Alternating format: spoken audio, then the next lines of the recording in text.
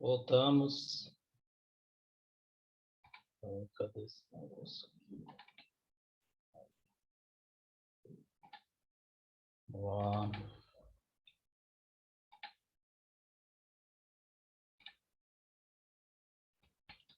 Deixa só o pessoal voltar aqui, entrar na aula que a gente...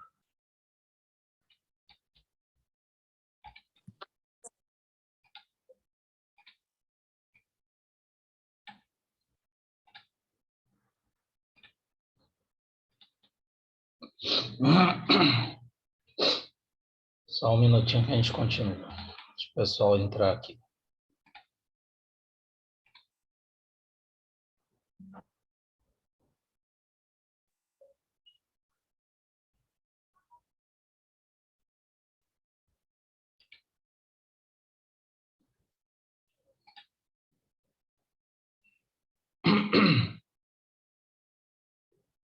Bom, vamos lá.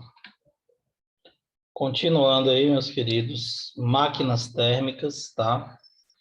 A gente vai falar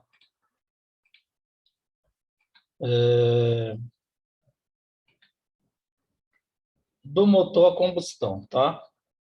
Rapidinho para vocês entenderem, o motor de um veículo comum, tá? Esse veículo que nós temos atualmente aí no Brasil e no mundo, a maioria dos veículos são com motores a combustão, motor de combustão interna. O que eu acabei de falar para vocês que não deixa de ser uma máquina térmica, tá? Esse motor é um motor de 4 tempos, ok? Esse motor de 4 tempos, por quê? Porque ele tem 4 etapas no processo de conversão de calor em movimento, tá certo? Então, ele é chamado de motor de 4 tempos, também conhecido como motor de ciclo Otto, tá? Porque quem inventou esse motor foi Nicolaus Otto, em 1867, foi o inventor desse motor de 4 tempos, que hoje equipa os veículos atuais, os veículos que nós temos até hoje, ok? Bom, como é que funciona esse motor de 4 tempos, tá, de um veículo? Ele é um motor a combustão, então você mistura aqui nessa região ar e combustível. Então você tem aqui em cima do bloco do motor uma mistura de ar com combustível. Pode ser gasolina, pode ser álcool, pode ser diesel. Esse líquido, esse combustível, junto com o ar, é misturado aqui dentro. E aqui você tem a vela que está parafusada, enroscada no bloco do motor, ligada aqui a uma fiação elétrica. Quando você vira a chave, a ignição, essa vela aqui, através da corrente elétrica, gera uma faísca aqui. E essa faísca, quando você lança a faísca nesse gás que está misturado aqui, a gasolina com o ar, que é inflamável, o que vai acontecer? Ele vai explodir. Essa explosão vai empurrar o pistão para baixo, e aqui você tem aquele eixo semelhante ao que eu mostrei para vocês aqui na máquina a vapor, ó. Ele empurra e sobe o eixo aqui, ó. Então essa alavanca aqui, isso aqui é móvel, ele empurra e o contrapeso aqui faz com que ele desça e suba novamente. E aí ele é tipo um João Bobo. Olha essa base aqui, ela é maior, então ela estabiliza. Então no processo de explosão isso desce e empurra a parte de cima para baixo, e o próprio peso da parte de cima faz com que o pistão gire e suba novamente para voltar a comprimir uma nova mistura que vai explodir. Então, é assim que funciona um motor de um veículo. E esse movimento de sobe e desce do pistão, igual lá da máquina térmica, vai ser transmitida para a roda. Aí já é um processo diferente, você tem um sistema de diferencial que pega o movimento de sobe e desce e transforma no movimento de para frente e para trás da roda, para girar a roda, tá? Mas o que importa para a gente aqui é que nós temos um motor de 4 tempos. 4 tempos por quê? Porque você tem a admissão, a compressão, a explosão e, consequentemente, a expansão do gás e o escapamento, que é a eliminação do resíduo dos gases que não foram transformados em movimento para o meio ambiente. Então, como é que funcionaria isso na prática? Ó, primeiro tempo, admissão. O pistão desce enquanto a mistura gasosa de gasolina, gás, o álcool, entra no cilindro através da válvula de admissão. Então, joga aqui o combustível, o pistão desce, tá certo? Durante esse tempo, a válvula de escape, que é essa aqui, permanece fechada. Só está entrando combustível, por isso que é a admissão. Entrando o combustível e o ar, ok? Durante o tempo que a válvula permanece fechada, a pressão máxima é atingida e aí o que vai acontecer? A temperatura do processo, quando você comprime esse ar, e com a faísca ele vai explodir, tá certo?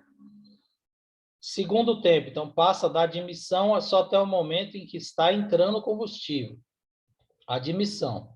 Depois vem a compressão, que é o que eu estou falando para vocês, tá? A sequência. Então, primeiro passo, admissão. Entra o ar misturado com combustível durante o pistão descendo, que é a válvula de escape fechada. Segundo tempo é a compressão, que o que vai acontecer? Esse movimento aqui vai fazer com que o ar seja comprimido, porque essa válvula de admissão vai fechar, subiu aqui, ó, fechou, e aí o gás está aqui dentro já misturado, tá? Devido à inércia do virabrequim, que eu falei para vocês, esse eixo aqui, ó, devido à inércia, a base é maior, ele vai voltar a subir. O que vai acontecer? Você vai ter a compressão dessa mistura gasosa. Quando você comprime, você também aumenta a temperatura. E aí o que vai acontecer? Você, com a faísca aqui que vai ser lançada pela vela, vai ter a explosão desse gás. Certo? E aí a gente vai para a terceira etapa, a explosão e a expansão. Quando a vela lançou a faísca, o sistema está fechado, esse gás comprimido, a alta temperatura vai explodir. E essa explosão dessa mistura de combustível com ar vai empurrar o pistão para baixo. E aí o eixo de virabrequim de novo vai virar. Como a base aqui é maior, o que vai acontecer? Ela vai girar e empurrar de novo o pistão para cima, completando o ciclo. Porém, quando ela empurra o pistão para cima depois da explosão, aí você já tem o escapamento. Então, essa válvula aqui de escape, ela se abre, e aí esse ar que ficou aqui, esse resíduo da explosão que não virou trabalho, vai ser jogado para o escapamento. Então, você tem 4 tempos, tá? Admissão, compressão, explosão e expansão e escape, que é o escapamento. Então, por isso que é chamado de motor de 4 tempos. Cada fase dessa corresponde a um tempo.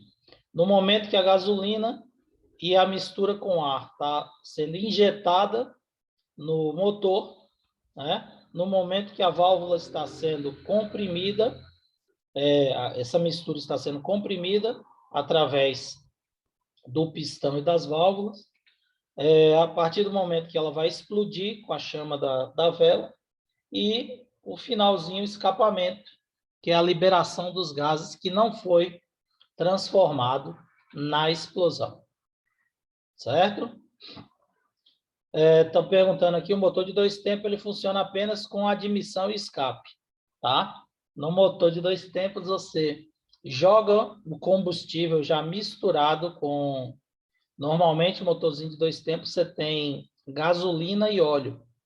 Essa gasolina, esse óleo é jogada no motor, certo?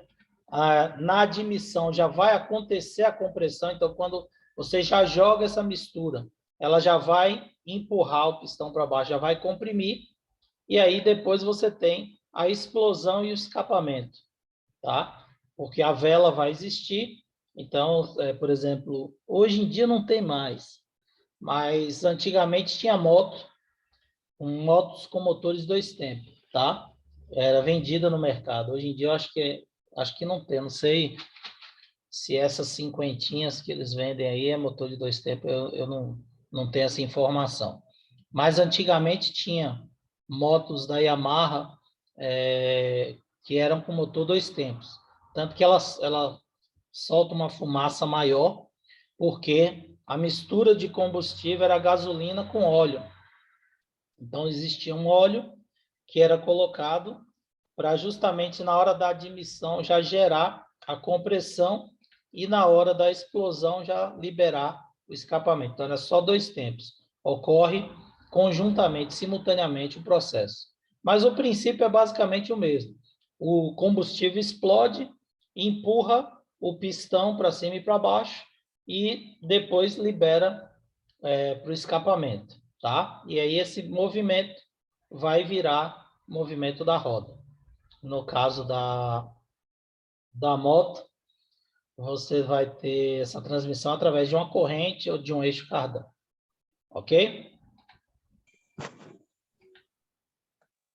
Motor a diesel não vale a pena a gente falar aqui, tá? Aqui, ó, motor 2 tempos, tá vendo? Que você perguntou. Pois ocorre apenas 2 movimentos do pistão, tá vendo? A admissão que eu falei para vocês e a compressão. Então, você tem a admissão e a compressão e a expansão e o escapamento, que ele chama de exaustão, no mesmo princípio, simultaneamente. Ok? Eu nem lembrava que tinha esse slide aqui, você perguntou, fui explicando, mas já é exatamente o que eu expliquei, tá bom? Motor de 2 tempos. Temos os motores a diesel. Eu não vou falar para vocês, porque o motor a diesel ele trabalha com injeção, tem uma bomba injetora que injeta o combustível. O princípio é um pouco diferente, tá? Mas isso não é interessante para vocês, porque isso não é cobrado em vestibular e Enem, só se alguém for fazer alguma coisa relacionada com engenharia de produção, que vai estudar, mas isso aí é dado lá no 3º grau, tá? Então, não precisa se preocupar com isso. Basta vocês saberem motor de 4 tempos, como é que funciona, tá? Admissão, compressão, explosão, expansão e escapamento.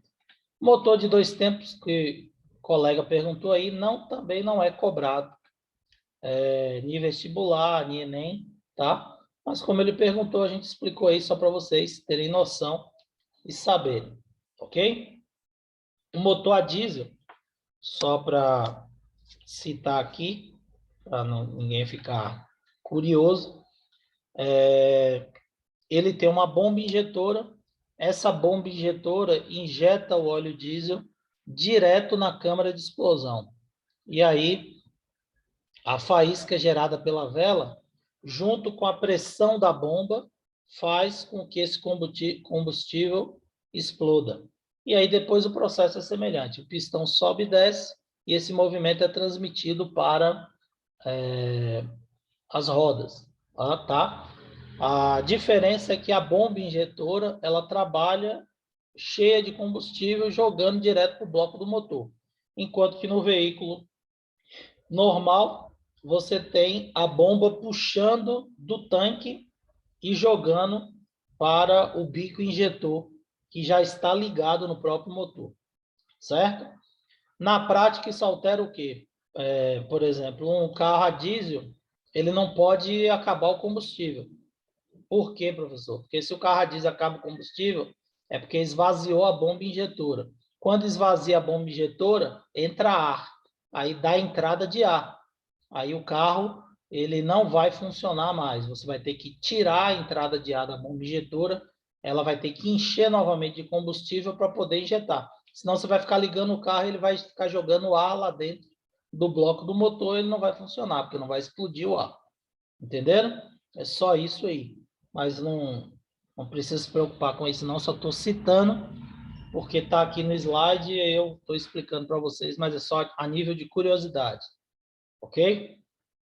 Isso não é cobrado aí para vocês, não. O que importa para a gente é máquina térmica, ok? E os motores de ciclo Otto, que eu já vi questões do Enem, questões vestibulares que perguntam do motor de ciclo Otto, ok? Então, vocês precisam entender como é que funciona.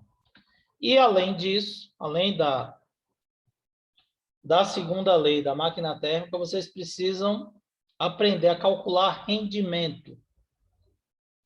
Rendimento de uma máquina térmica. Bom, eu disse para vocês que não existe máquina térmica 100%, com 100% de rendimento. Mas você disse isso quando? Eu disse isso quando eu falei da segunda lei da termodinâmica.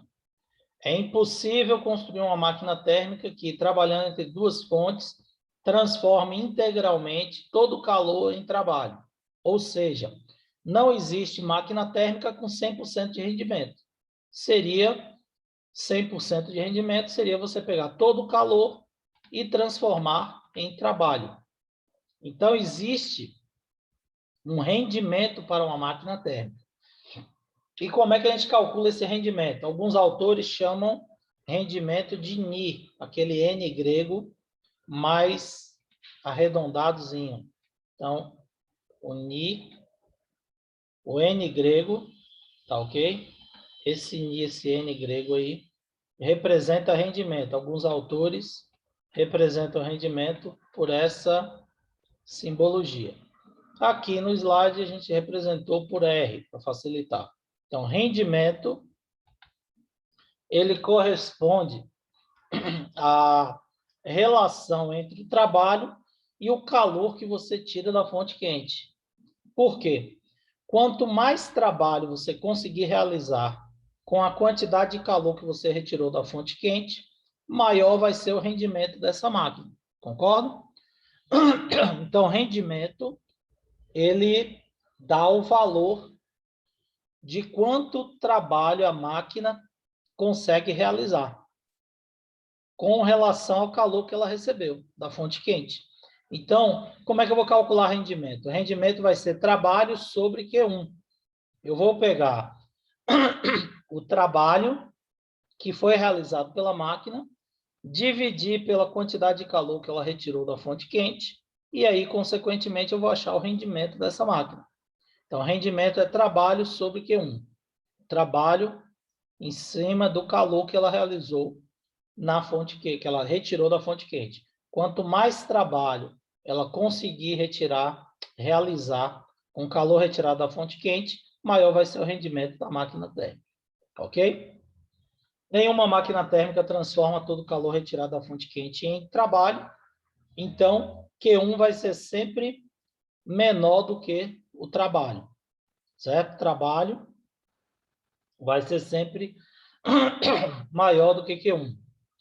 Logo, o rendimento de qualquer máquina térmica vai dar um valor menor do que 1, menor do que 100%, certo? Então, por exemplo, vamos supor que você pegou aqui, a máquina forneceu 100 joules de calor e realizou um trabalho de 40. Qual vai ser o rendimento? 40 dividido por 100, 0,4, ok? Então, esse valor de rendimento ele é adimensional. O que é isso? Não tem unidade. Por que não tem unidade? Você está dividindo joule por joule, ou caloria por caloria. Se você divide joule por joule, corta joule com joule, fica nada. Né? Fica 1, ou a unidade desaparece. Então, você tem o rendimento, um valor numérico adimensional, sem unidade. Então, você calculou o rendimento. Nesse exemplo que eu dei para vocês, 0,4 dividido, porque é 40 dividido por 100, 0,4. Se a máquina realiza 30 joules de trabalho dos 100 que ela retirou da fonte quente, vai ficar 30 dividido por 100, 0,3. Esses valores de rendimento eventualmente podem ser transformados em porcentagem, tá? Então, por exemplo, 0,4 de rendimento vezes 100 corresponde a 40% de rendimento. Então, posso dizer que a máquina tem um rendimento de 40%. No outro exemplo, 30 joules do 100 que ela recebeu de calor. 30 dividido por 100, 0,3. 0,3 corresponde a 30% de rendimento. Então, calculei o rendimento. Vai dar sempre um número menor do que 1. Então, vai ficar 0,15. 0,15 eu posso multiplicar por 100 e transformar em porcentagem. 0,15 vezes 100, 15%. Calculei o trabalho, o rendimento de uma máquina deu 0,25. 0,25 vezes 100 vai me dar um rendimento em porcentagem de 25%. E assim sucessivamente, tá? Calculei 70 dividido por 100, 0,7, vai dar 70%. Então, o rendimento vai dar sempre um número menor do que 1, sem unidade adimensional, e eventualmente você pode transformar em porcentagem, tá certo? Outra fórmula para a gente calcular o rendimento de uma máquina térmica seria rendimento é igual a Q1 menos Q2 sobre Q1. Por quê? Se rendimento é trabalho sobre Q1, e vocês já viram que trabalho é Q1 menos Q2, certo? Então, trabalho, pela segunda lei, é Q1 menos Q2. Então, no lugar de trabalho, eu coloco Q1 menos Q2. Q1 dividido por Q1 dá 1, menos Q2 sobre Q1. Então, simplificando, você pode calcular o rendimento também por 1 menos Q2 sobre Q1, ou trabalho sobre Q1. Quando eu vou usar uma ou outra, depende da questão, depende dos dados. Se ele passar o trabalho em Q1, você vai usar essa fórmula. Se ele não passar o trabalho, ele der o valor de Q1 e de Q2, você vai usar essa equação aqui, 1 menos Q2 sobre Q1, e vai achar o rendimento do mesmo jeito. Ok? Todo mundo entendeu, gente? Dúvidas? Todo mundo entendeu a segunda lei da termodinâmica, o que é uma máquina térmica, como funciona, motor de combustão, Entendi, professor. rendimento, tá beleza? Entendi. Joia. Professor, Sim, pode falar. Qualquer dúvida, pergunta. Beleza. Não ouvi direito, pode repetir? professor, Sim, pois não. você pode repetir o motor de combustão interna, por favor? Posso sim. Olha só, o motor de combustão interna são os motores dos veículos que nós temos aí, movidos atualmente a gasolina, a álcool, tá ok?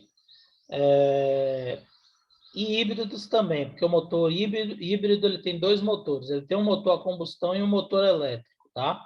Exceto os carros elétricos que não têm motor de combustão interna. Mas esses carros que estão sendo vendidos aí no Brasil, que são híbridos, eles têm dois motores, um motor a combustão e um motor elétrico, tá? O carro elétrico, que é só elétrico, aí ele não tem motor de combustão. Os demais carros apresentam motor de combustão, que é essa característica aqui. Então, o que acontece com o motor de combustão? O motor de combustão, ele é geralmente um motor de 4 tempos. Nós temos os motores de 2 tempos, tá? Que o colega perguntou lá, mas a maioria, a grande maioria, é motor de 4 tempos. Por isso que a gente está tentando para um motor de 4 tempos, ok? Esse motor de 4 tempos, ele também é chamado de motor de ciclo Otto. Então, quando ele fala motor de ciclo Otto, explique o funcionamento de um motor de ciclo Otto. Você já sabe que é um motor de 4 tempos de combustão interna, tá?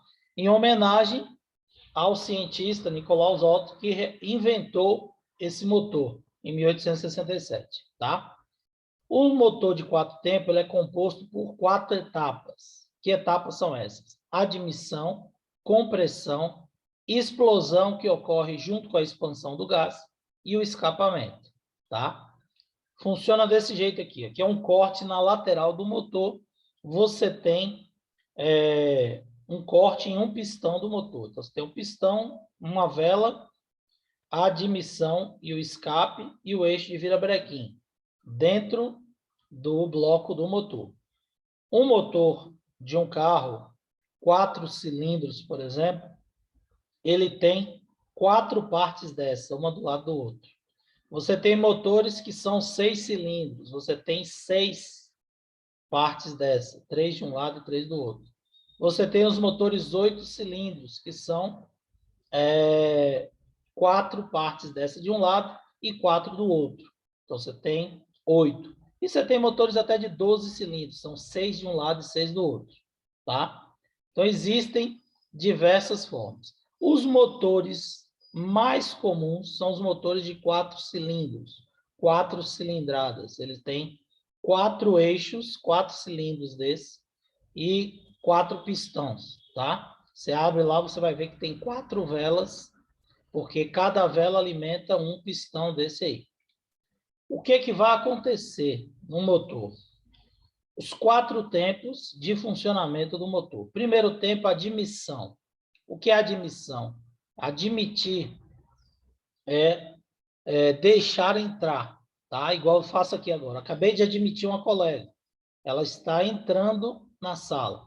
A admissão ocorre o quê? O pistão desce e essa válvula é aberta, admitindo, permitindo que a gasolina e o ar entre aqui na câmara de combustão do veículo, certo? Então, ocorre a admissão do combustível que vai explodir depois, para gerar o movimento. Então, primeira etapa é a admissão. A válvula abre, o combustível com ar é jogado para dentro do cilindro, ok? Durante a admissão, essa válvula aqui de escape permanece fechada, porque senão a gasolina e o ar iam entrar aqui e parte ia ser jogada para fora quando o pistão subisse. Então, ela é jogada aqui, o escapamento está fechado, ok? Então, esse pistão desce, só que o peso, o contrapeso aqui do eixo, vai fazer com que esse pistão suba depois, tá? Aí já vai para o segundo tempo, que é a compressão. Na compressão, essa válvula aqui, ó, que foi aberta para a gasolina entrar, ela sobe e fecha, tá? Aí a gasolina com ar ficou aqui dentro, ó. Essa válvula fechou, a gasolina ficou aqui. Só que o eixo virou, por isso chama eixo de virabrequim, ele vira através do contrapeso, e quando ele vira, essa parte aqui vem para cá e esse pistão sobe, ó, empurra ele para cima. Quando esse pistão sobe, ele vai comprimir a mistura de gasolina com ar, tá certo? Então, a primeira etapa é a admissão, a segunda etapa é a compressão do combustível. A válvula fecha e o combustível é comprimido, ok? Só que o combustível, por si só comprimido, ele não vai explodir, certo? Aí o que acontece? Para que haja explosão, existe uma vela e essa vela vai soltar uma faísca aqui, que é quando você liga o carro. Você vira a chave na ignição, você está transferindo energia elétrica aqui através da fiação que está ligada na vela, e essa vela recebe essa energia elétrica e gera uma faísca aqui dentro. Essa faísca, na mistura de ar com gasolina comprimida, ela gera uma explosão, tá? Então, a centelha elétrica da vela de ignição provoca a explosão. Essa explosão causa um aumento de temperatura, tá certo? E esse aumento de temperatura, esse ganho de energia, vai fazer com que esse pistão seja empurrado para baixo. E aí, esse pistão empurrado para baixo vai repetir o processo. O eixo vai, através do contrapeso, empurrar ele para cima. Ok? Então, esse movimento de sobe e desce é gerado na explosão. Ok? Bom, depois que esse eixo girou através da explosão, o que vai acontecer? essa válvula de escape aqui vai abrir, porque quando o pistão estiver subindo de novo, vai ocorrer o escapamento. O gás não consegue transformar toda a energia da explosão em trabalho, e aí vai gerar o resíduo químico que vai ter que ser lançado, são os gases, o monóxido de carbono e os outros gases que são lançados no escapamento. Então, essa válvula abre enquanto o pistão sobe, e aí o que vai acontecer? Esse gás vai ser jogado para o escapamento do carro, que é o quarto tempo, a etapa final. E aí o processo vai se repetindo, ciclo contínuo, por isso chamado motor de ciclo Otto. À medida que o gás subiu, empurrou o gás para fora, a válvula fechou, automaticamente essa abre de novo, novo combustível entra e volta para a primeira etapa.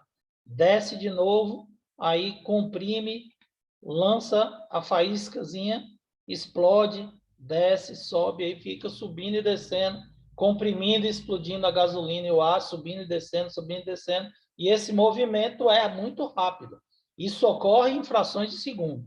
Não é lentamente, como eu estou explicando aqui. Então, vai rapidamente o motor funcionando e essa movimentação desse sobe e desce é transferida para um diferencial. Esse diferencial faz com que esse movimento passe a ser para frente e para trás e um eixo faz isso ser transmitido para a roda. Então, o diferencial é que faz a inversão do movimento de sobe e desce para frente e para trás para ser transmitido para uma roda que vai girar. Tá ok? Conseguiu entender aí? Um motor de 4 tempos. Quem havia perguntado aí, alguma dúvida? Não, professor. Ficou claro? Se não ficou, a gente explica de novo. Beleza? Então, por isso que ele é chamado de motor de 4 tempos, porque ele tem essas 4 etapas. Todo motor a combustão que vocês veem aí em veículos que rodam nacionalmente são motores de 4 tempos, tá? Com exceção de algumas motos, essas novas aí eu não sei, as motos antigas, que tinham motores de 2 tempos, mas já foram substituídos por motor de 4 tempos, tá? Deixa eu ver se eu tenho mais alguma coisa para falar hoje. Não, ciclo de Carnot eu vou falar depois, então vamos passar uns exemplos aqui para vocês da segunda lei da termodinâmica, tá? Que a gente falou hoje. Então, tem alguns exemplos de termodinâmica que a gente vai falar aqui, baseado na segunda lei. Então, primeiro exemplo que eu separei hoje para vocês, o segundo princípio da termodinâmica pode ser enunciado da seguinte forma: é impossível construir uma máquina térmica operando em ciclos, cuja único efeito seja retirar calor de uma fonte quente e convertê-lo integralmente em trabalho. Por extensão a esse princípio, leva-se a concluir que, então, o princípio é esse, está correto. É impossível você construir uma máquina térmica que retire todo o calor da fonte quente e transforme integralmente em trabalho. Sempre vai haver um resíduo que vai ser jogado para a fonte fria. Então, isso leva a gente a concluir que sempre se pode construir uma máquina térmica cujo rendimento é de 100%, falso. Jamais a gente teve uma máquina térmica com rendimento de 100%. Até hoje a gente não conseguiu descobrir um combustível que queime totalmente, tá certo? Tem pesquisa, tem vários estudos, mas até hoje não foi descoberto. Então, não pode ser construído, é falso. Qualquer máquina térmica necessita apenas de uma fonte quente. Errado. Sempre precisa da fonte fria, que é para jogar os resíduos que não foram transformados em trabalho. Então, a máquina térmica precisa da fonte quente e da fonte fria. Quem é a fonte quente do motor de um carro que eu acabei de falar para vocês? O bloco do motor, onde ocorre a explosão. Quando você deixa um carro funcionando, a temperatura do motor do carro gira em torno de 100 graus. A média da temperatura é de 90 a 100 graus, temperatura do motor de um veículo, certo? Funcionando normalmente. Então, a temperatura do ambiente gira em torno de 25 graus, em condições normais de temperatura e pressão. Então, nós temos a temperatura do motor do carro, quando está ligado, é muito maior do que a temperatura do meio ambiente. Então, o motor do carro é a fonte quente. E a fonte fria é o próprio meio ambiente, por onde, através do escapamento, os gases que não são convertidos em trabalho são eliminados. Então, joga para o ambiente que está, teoricamente, a 25 graus. Uma temperatura sempre mais baixa do que o motor. Então, a fonte quente é o motor, a fonte fria é o meio ambiente. C. Calor e trabalho não são grandezas homogêneas. Falso. São grandezas homogêneas. Calor é energia e trabalho é energia. Tá? Energias de tipos diferentes, mas cada um é a mesma forma de energia. Calor é energia calorífica, é homogêneo. E trabalho é o trabalho que é realizado pelo gás na expansão, na conversão, pressão vezes variação de volume, também vai ser uma característica homogênea. D. Qualquer máquina térmica retira calor de uma fonte quente e rejeita parte desse calor para a fonte fria. Verdadeiro. Né? Retira calor da fonte quente e joga parte para a fonte fria.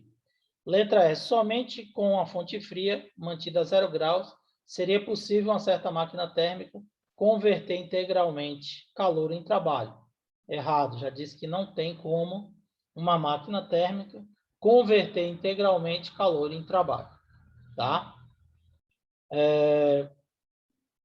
Passar de rendimento aqui. Rendimento. Uma máquina térmica cíclica recebe 5.000 joules de calor da fonte quente e realiza 3.500 joules de trabalho. Calcule o rendimento da máquina térmica.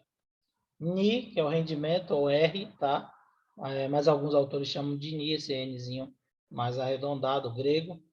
Ni é igual a 3.500, que é o trabalho, sobre Q1, que é 5.000. Então, trabalho sobre Q1 vai nos dar o rendimento.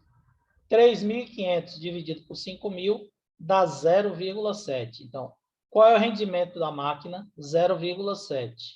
Eu posso, eventualmente, transformar em porcentagem. Às vezes ele pede, às vezes não. Se eu der a resposta 0,7, está certo. Se eu quiser transformar em porcentagem, calcular 70%, também está certo. Então, Ni vai ser 0,7, que vezes 100 dá 70% de rendimento. Ok? Aqui, no outro exemplo, já vou usar outra forma para calcular o trabalho. Em uma máquina térmica são fornecidos 3 kJ de calor pela fonte quente para o início do ciclo e 780 joules passam para a fonte fria. Qual o trabalho realizado pela máquina, considerando que toda energia que não é transformada em calor passa a ser realizada em trabalho? Então, ele deu a quantidade de calor da fonte quente e da fonte fria. Trabalho é Q1 menos Q2. Qual a quantidade de calor? Q1, 3.000 joules. Está em quilojoules, 3.000 joules. Menos Q2, que é quanto? 780 joules. 3.000 menos 780, um trabalho de 2.220 joules. Então, esse é o trabalho realizado por essa máquina térmica. Tá ok? Então, nós vimos aí, rapidinho, três exemplos, aliás, um teórico e dois de cálculo de rendimento, com relação ao conteúdo que nós trabalhamos. Beleza? Meus queridos, tem menos de um minuto, nossa aula vai ser encerrada. Obrigado pela participação de vocês. Qualquer dúvida, eu estou à disposição lá. Pode mandar mensagem no WhatsApp. Valeu? Bom dia, fiquem com Deus, bom restante de aula aí para todos. Um abração. Tchau, professor. Tchau, tchau, até amanhã. Tchau, professor. Um abraço, até amanhã. Fiquem com Deus. Tchau, Fica com tchau. Deus, professor. Vocês também, bom dia. Tchau, tchau.